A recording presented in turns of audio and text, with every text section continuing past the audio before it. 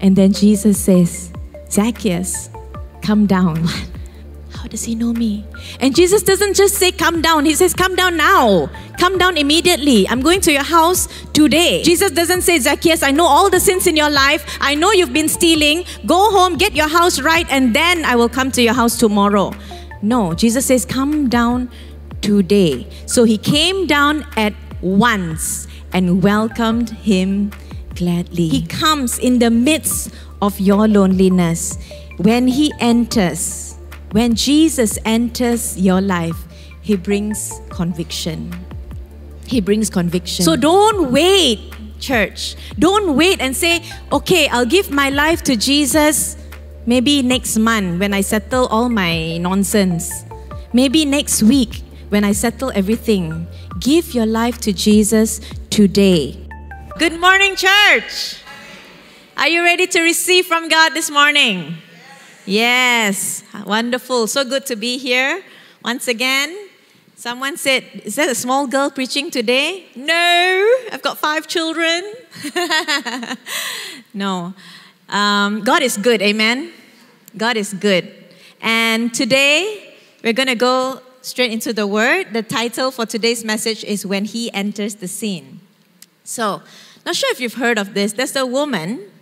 She decided to go to church. You know, she's a very sinful woman, and she didn't have the appropriate clothes to wear to church because she's never been to church. But she felt she really needed to go to church. And so what she did was she grabbed whatever she had and she put it on. She pulled down the skirt as much as she could, pulled up the baju as much as she could, and she went to church. So when she went to church, of course, there were some stares, right? Some people were looking at her funny and all that. And then she went to the pastor and she was touched, and then the pastor prayed for her and she went home. But before she went home, the pastor grabbed her and said, nice to see you in church, but you know what? Next time when you come back to church, you need to pray and ask God what you should wear before coming. She was so embarrassed. And so she went home. She went home.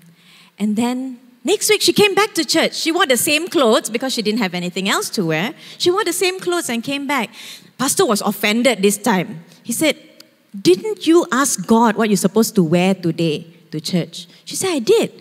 You prayed? You asked God what you're supposed to wear? She said, yeah. What did God say? God said he doesn't know because he's never been here. All right, if you didn't get it, ask your wife. She can explain to you later. When he, Sorry? What? See, like my family. Okay. When he enters the scene, it's so important for God to enter the scene. Amen? It is so important for Jesus to be present. And today, oh my gosh, the anointing, the Holy Spirit was so present. And if your heart was willing to be open to receive from Him, He was here. He is here. And I believe that if you open your hearts today, you will receive what God wants to say this morning. Amen? My text is taken from Revelation 3 verse 20. Behold, I stand at the door and continually knock.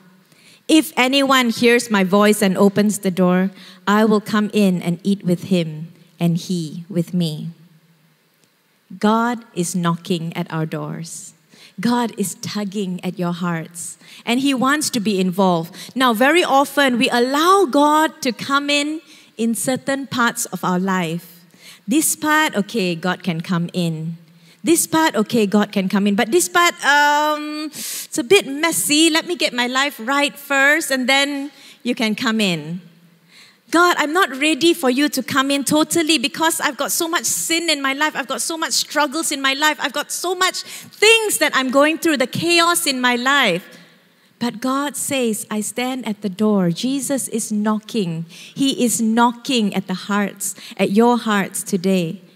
And I want to encourage you and tell you to open your life and allow Him to come in because Jesus has so much in store for you. Now today we're going to explore 3 scenarios from the Bible.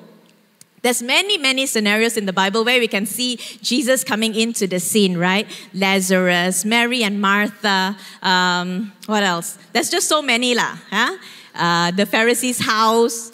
So many times Jesus is coming, but we're going to explore just 3 scenarios today. And the first point for today is welcome Him. Welcome Him. And it was so interesting when Keith just now, he started the worship song. He said, welcome Him into your house. Welcome Him into your hearts. Welcome Him today. We're going to look at Luke 19, verse 1 to 10. Welcome Him amidst the loneliness. So if you look at Luke 19, verse 1 to 10, it says, Jesus entered Jericho and was passing through. A man was there by the name of Zacchaeus. He was a chief tax collector and was wealthy. He wanted to see who Jesus was, but because he was short, he could not see over the crowd. So he ran ahead and climbed the sycamore fig tree to see him, since Jesus was coming that way. When Jesus reached the spot, he looked up and said to him, Zacchaeus, come down immediately. I must stay at your house today. So he came down at once and welcomed him gladly. All the people saw this and began to mutter, he has gone to be guest of a sinner. But Zacchaeus stood up and said to the Lord, Lord, look, here and now I give half of my possessions to the poor, and if I have cheated anybody out of anything, I will pay back 4 times the amount. Jesus said to him, today salvation has come to this house, because this man too is a son of Abraham. For the Son of Man came to seek and to save the lost. Now Zacchaeus, let's look at his life a little bit. We all know the story of Zacchaeus since we were in Sunday school, right? This short guy ran up and then he climbed the tree and then, Zacchaeus, you come down for I'm going to your house today. Woo! You know, we all know that song. But let's think about Zacchaeus a little bit. Zacchaeus was a young man once. Just like any of us, when we finish our school, we look at different career options we want to do, right? So he probably thought, okay, what about fisherman? I have to work so hard in the sun. I don't want lah. What about carpenter? No. What about businessman? Ooh, money. Who likes to make money here? No? Ayo, all of you need to repent. Who likes to make money here? Don't lie, in the house of the Lord. All right. We all like to make money. So Zacchaeus is like any of us. He wants to make money. So he said, maybe businessman.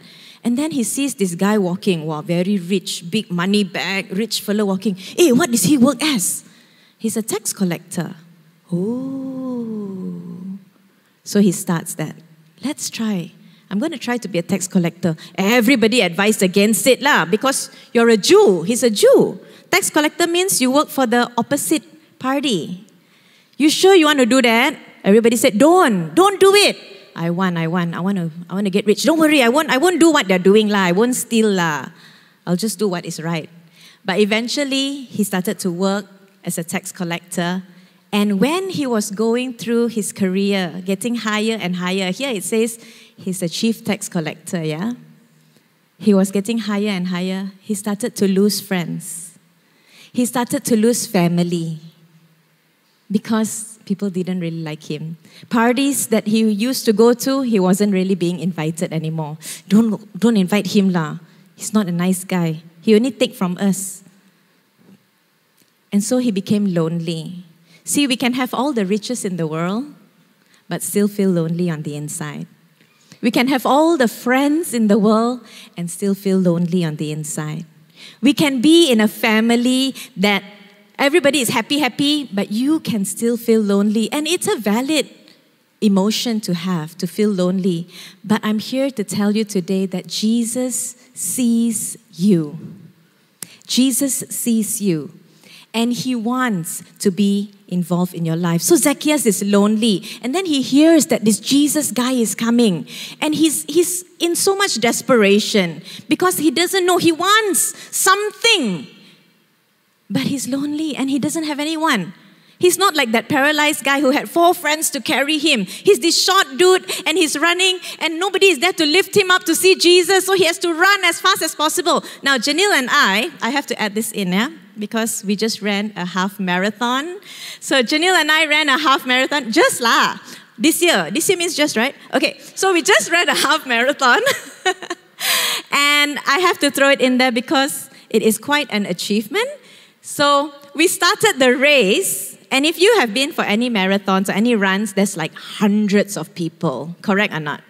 So there's hundreds of people, and you start the race, boop, they blow the horn, then you have to run ahead. If you run slowly with all the people, you will be right at the back. So you have to run ahead. And that is what Zacchaeus did. He ran ahead. So I can imagine him pushing through and running. He's an elderly guy, yeah? Remember this, he's a tax collector, a chief tax collector. All right? And then he has to run ahead and push through everyone. Suddenly, as he's running, something fell on him, and he looks up, and it's a tree, and these boys are up in the tree. Then he thought, what a great idea. No need to run so far. I just climb the tree. I can see Jesus. So he starts climbing the tree, this grown man. Climbed the tree, and he's up on the tree, and then he's looking and looking, and then he gets this karanga come and bite him, and he's shaking it off. And then he turns and he looks, and this guy is looking directly in his eyes. And his eyes lock with this man named Jesus. And he's like, oh my goodness, his heart starts beating. This is Jesus. I feel like my life is not going to be the same again. He just stares into Jesus' eyes. And then Jesus says, Zacchaeus, come down. What? How does he know me? And Jesus doesn't just say, come down. He says, come down now. Come down immediately. I'm going to your house today. Jesus doesn't say, Zacchaeus, I know all the sins in your life. I know you've been stealing. Go home, get your house right, and then I will come to your house tomorrow. No, Jesus says, come down today. So he came down at once and welcomed him gladly.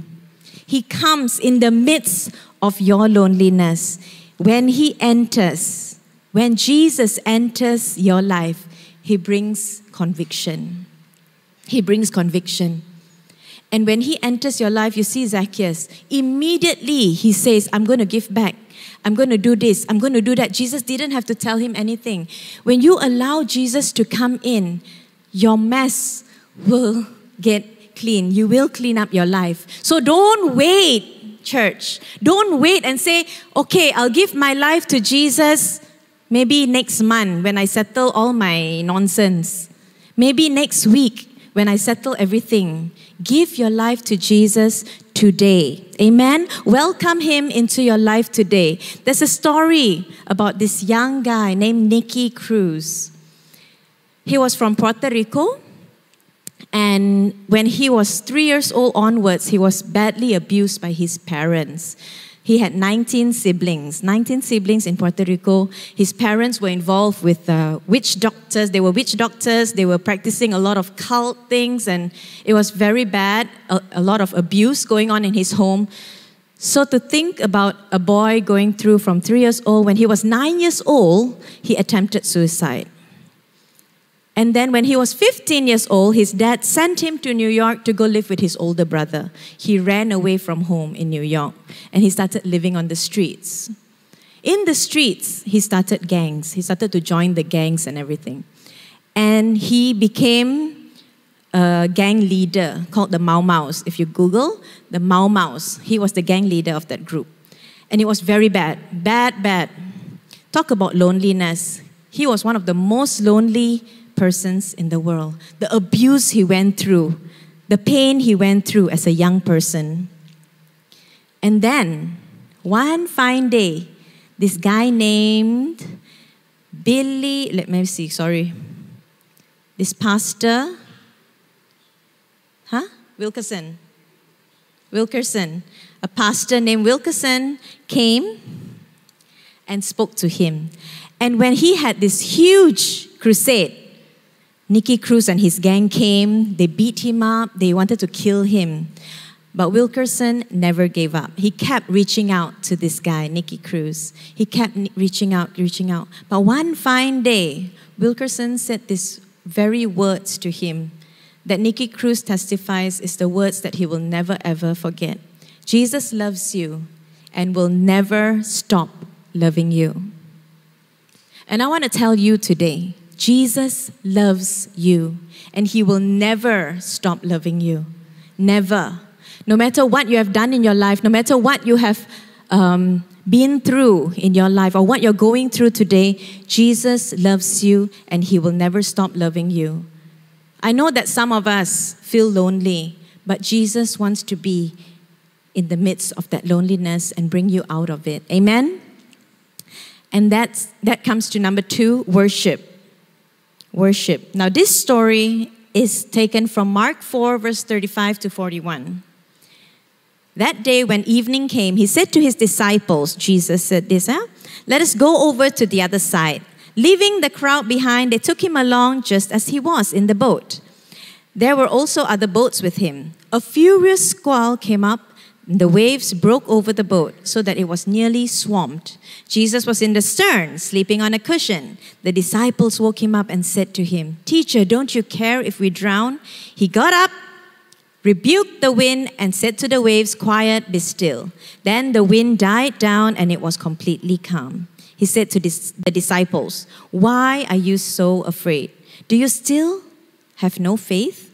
They were terrified and asked each other, Who is this? Even the wind and the waves obey Him. Now let's think about this story a little bit. So, Jesus was exhausted. He was sleeping. Why? Because He had just preached to hundreds of people, performed so many miracles, and then He was in the boat with them. So the disciples were with Him during the miracles, right? The disciples saw the miracles. Am I right? Talk to me. Did the disciples see the miracles, you think? Yes, they were a part of it. Correct or not? But they can still ask, who is this? Even the winds and the waves obey Him. When we see miracles, when we see God moving, we ourselves will also go through a storm. We ourselves will also go through a storm. I was just telling the youth last week, after God has, done such a marvelous work in the camp and we had such a great time in God's presence, we come back and then 2 days after that, our house gonna flood. Ooh! Just 2 days after the camp, our house was flooded. Last year after church camp, we came back and then just a week after that, Uncle Risha passed away. This year also there was an incident. Why? Why are we going through this? What is going on, God? What is going on? See, we are in the midst of our storm. After something good has happened, we are in the midst of the storm. But guess what? Guess what? Who's in our boat? Talk to me. Who's in our boat? Jesus is in our boat. And when Jesus is in our boat amidst the storm, He brings peace. He brings peace. Even the winds and the waves obey Him. Even the winds and the waves submit to Him. Even the winds and the waves worship Him. What more us? Worship Him. Put Him first in everything that we do. Worship Him. Today, Jonathan mentioned that as well in the pre-service. And Keith also about worshiping. Worship God. In everything that we do, worship Him. Put Him first. When He is in focus, everything else is not important. Because when He is in focus, He will bring peace. He will bring clarity. Amen? So when I just mentioned we were in the flood, right? So we were in the flood. It was just me and Nadine at home. And Pastor Stephen had gone to fetch the kids from school. The flood happened so fast. It was a flash flood. And I was home alone, and then I took out my camera and I start videoing. The water is literally rushing in, and I'm videoing. I'm like, Stephen, I don't know, where are you? The flood waters are coming in. I don't know. I don't know what to do. You can see the towels floating because I was blocking his office. His office is his computer there on the floor. And that is the most important thing in my life right now. Because if that is gone, I'm responsible. The church things are all there. So I was like, oh my God, what do? I don't know what to do. Where are you? And then I stopped the camera and then I send it to him. Not thinking, hello, there must be a reason why he's not back yet lah. Poor guy was stuck in the flood. He could not come back. But I'm like, where are you? And sometimes when we are going through our storm, we say, God, where are you? God, where are you? But God is not human. He's not stuck in some flood. He's not healing someone that He can't deal with us. God is with us. Each one of us have Jesus in our life. Each one of us has the Holy Spirit in our life. And when we say, God, where are you? I'm right here. He was sleeping. No, He is with us. Amen.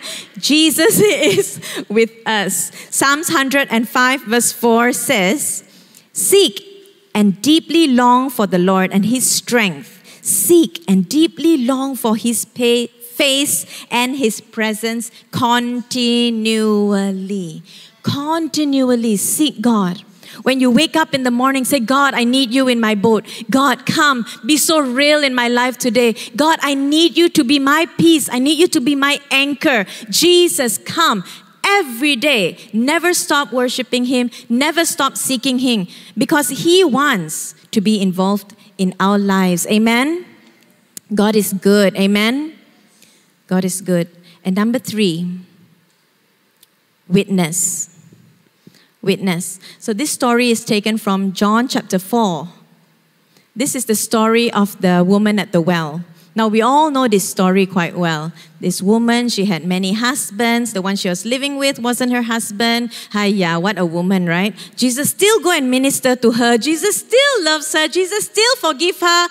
And then she goes back to her village, tells people about this Jesus guy, and they all come and get saved. We all know the story, right? So, let's look at this woman's life a little bit. I believe that she was a woman that was confused. She didn't know who she was. She was seeking approval from different men, which tells me that she couldn't find satisfaction in one guy. This guy, he wants something from me. This guy, I want something from him. I mean, like, there's just no satisfaction. All of a sudden, she meets this guy named Jesus. And what does He tell her? I will give you living water. He wants to give me. He's not asking me for anything. He wants to give me. Who is this guy? He can tell me what I've been through and then forgive my sins. Who is this guy? And then she goes back, she tells the people about this Jesus, how wonderful He is, this amazing guy. And they come, they get saved. This life of sin, her life of mess, Jesus comes in the midst of confusion. You may be going through some confusion at the moment. You may be having some difficulty at the moment, maybe a health issue, maybe a job issue, maybe some issues at home, relationship issues. And you may be thinking, God, I'm so confused. Why is this happening to me? I don't know, God. I'm seeking you and I don't seem to be finding my solution. But He comes, and when He enters the scene, He brings hope. We sang the song, Our Living Hope. Jesus, you are my living hope. Jesus comes amidst our confusion and He brings hope.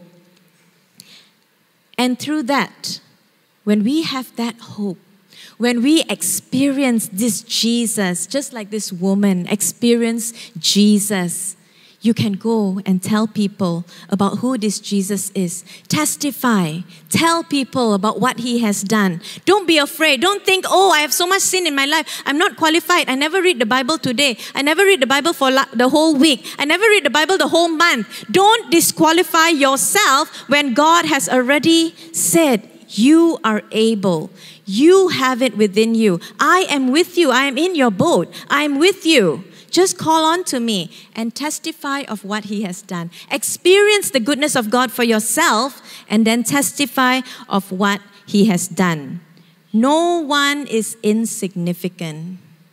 Remember earlier we said Jesus loves you and He will keep loving you. Amen?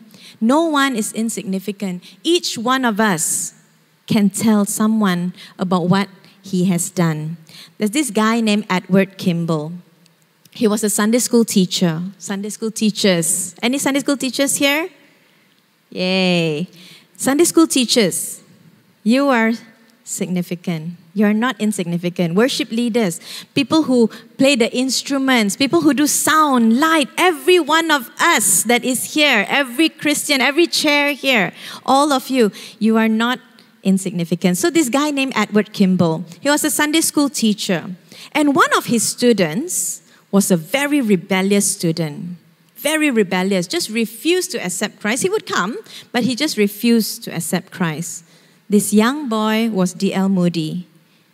He eventually accepted Jesus into his life. And through his ministry, he touched the life of Mayer, which touched the life of Wilbur Chapman, which touched the life of Billy Sunday, which touched the life of Mordecai Ham, which touched the life of Billy Graham. The ripple effect. Through a Sunday school teacher. You don't know how your one word of saying, hey, Jesus loves you and he will keep loving you. You don't know how far that will go. You don't know how far your, hey, let me pray for you will go. You don't know how far your come to church with me will go. Amen? God can use any one of us and we can be a witness. So can I have the worship team?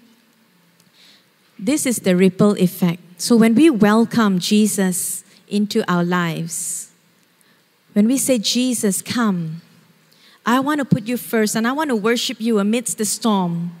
Jesus, come, I want to be the witness for you amidst the confusion, amidst the mess. I come as I am. Jesus is more than willing and he is knocking today. He is knocking at the doors of your hearts.